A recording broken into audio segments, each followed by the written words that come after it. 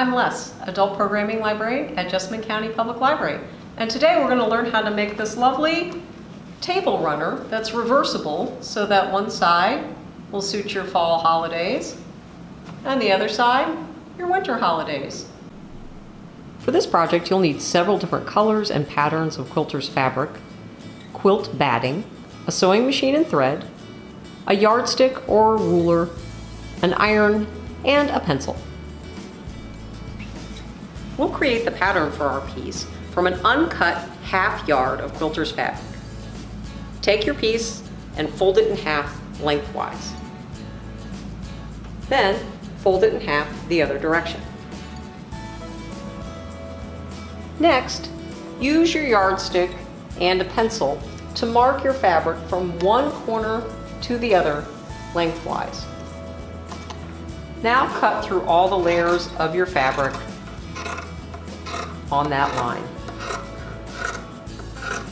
Now what you have is a right triangle.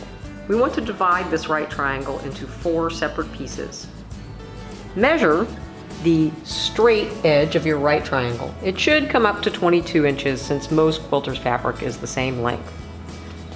Dividing it into 4 pieces means we want to mark it every 5.5 inches. Then take your ruler or yardstick. From the first mark from the base of the triangle, lay your ruler or yardstick at an angle so that you can create a diagonal line from this point to the bottom corner of your triangle. Go ahead and cut that piece. For the last 3 sections, we essentially want to create lines that are about parallel.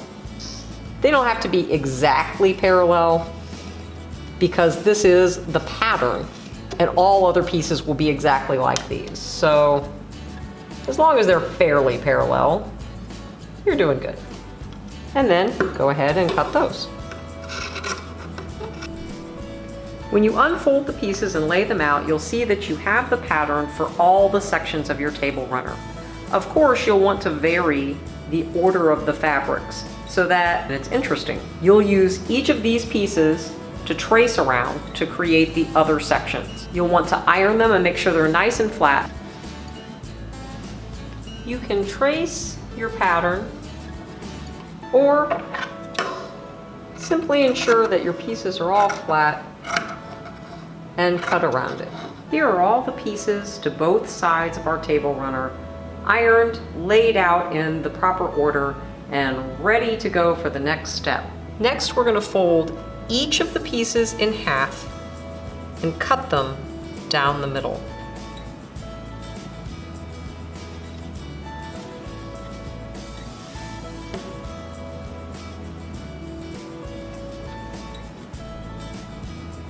Now your cut pattern pieces look like this. We will sew each piece together along these seams until we have 2 sides of our table runner. Now we're going to stitch each of the pieces for both halves together. It helps to leave them laid out so that you can see exactly where you want to go. This will be our first connection. Ensure that you have the pieces right sides together and that your ends match up neatly. You're going to leave about a 1/4 inch seam allowance.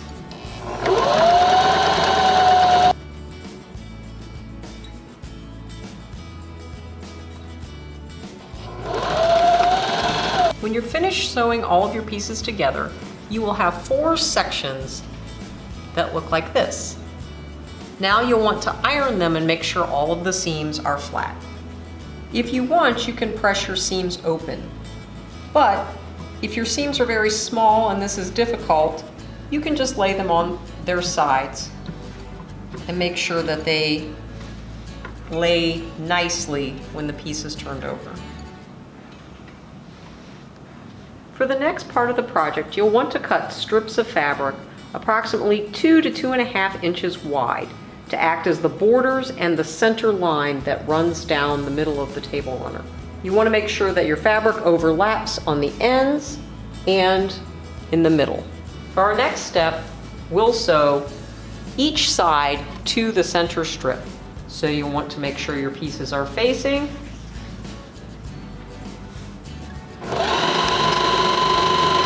Once you've sewn the strip to one side, you'll want to go and match the other side carefully so that the angles of each of the pieces line up. Once you feel like it matches nicely, flip it over and pin it to the other side.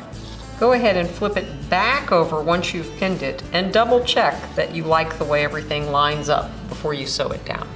Once again, when you're finished sewing, go back and iron your piece so that all of your seams lay flat. Once you have your center strip sewn and your pieces ironed flat, it's time to create the border.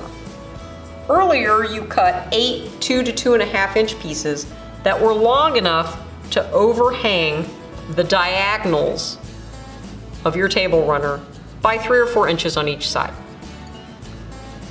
We've got different colored pieces for each border, and we need those to match up when we put the two pieces together. So we're gonna take opposite colored pieces, put them face to face, and simply sew a line down each one. We're gonna create 4 paired sections like this. Once you've sewn all of your border strips together, then you'll want to press the back seam open.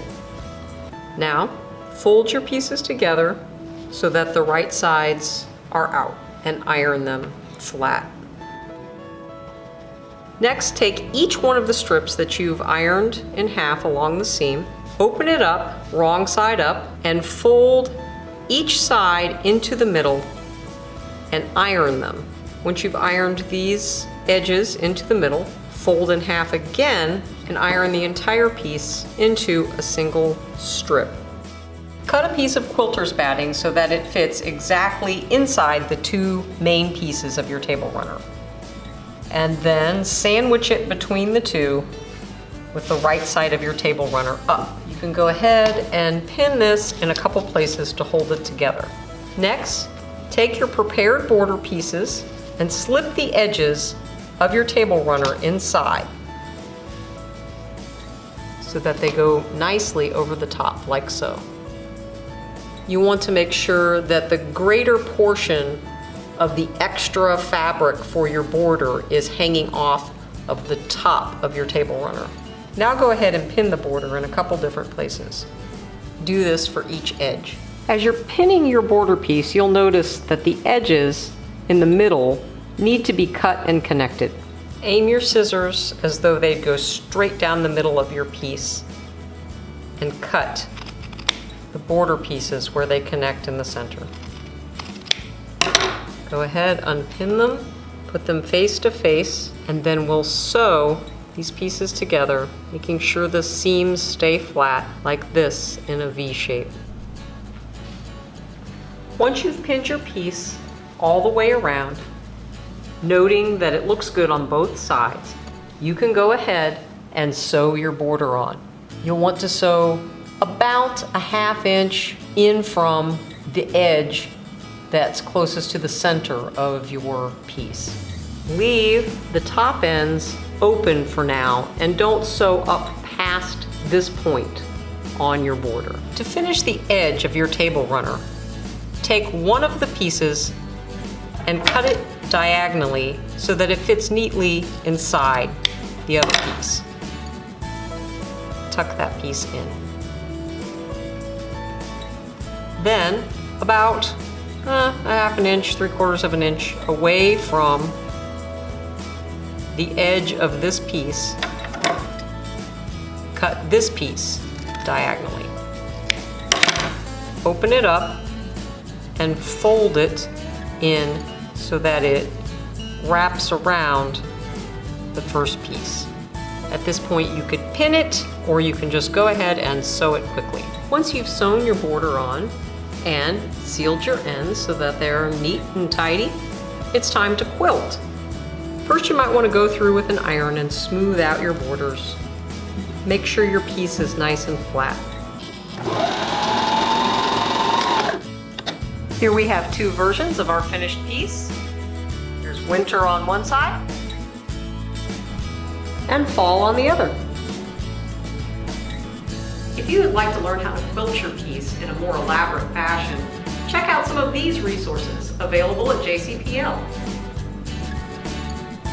Thanks for watching. For more great craft videos, check out the JCPL YouTube channel.